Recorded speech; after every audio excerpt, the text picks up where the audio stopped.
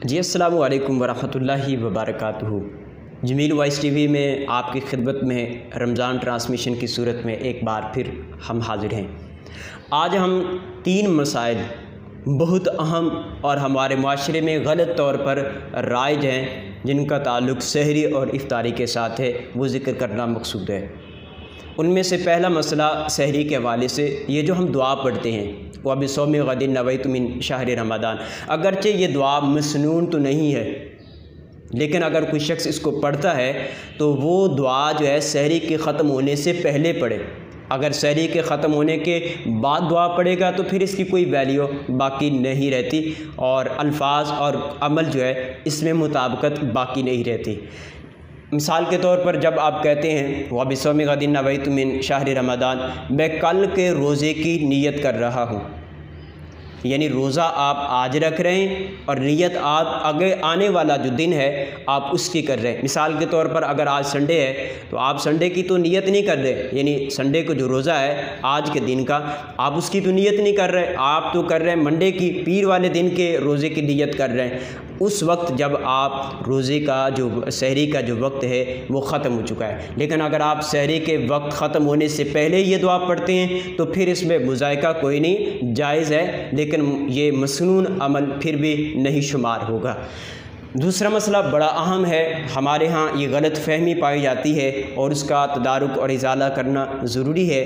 वो ये कि जब आज़ान हो रही होती है और हम समझते हैं कि जब तक आज़ान हो रही होती है उस वक्त तक हमारे लिए खाना पीना ये जायज़ होता है और टूथपेस्ट भी कर ले तो इससे कोई हर्ज नहीं होता। याद रख लें, आपका रोज़ा आपका ही है और इससे टूट जाएगा।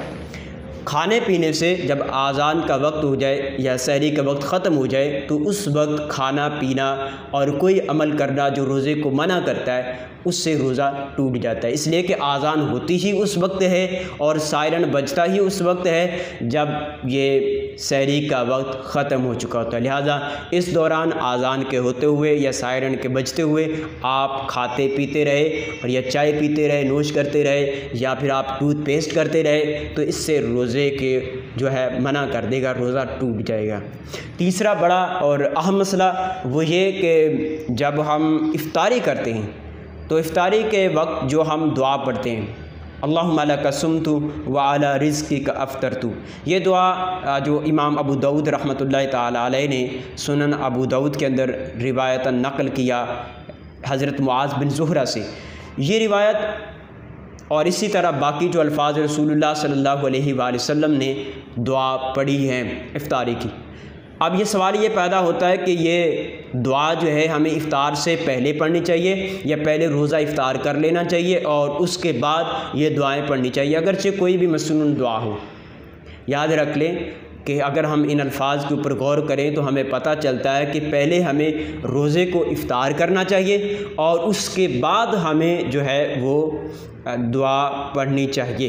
इसलिए कि जब आप कहते हैं अल्लाहुम्मा लका सुम्तु, अल्लाह मैंने तेरे लिए रोज़ा रखा, वाला रिज़्क़िका अफ़्तरतु, और मैंने दिए हुए तेरे रिज़्क़ पर इफ़्तार किया।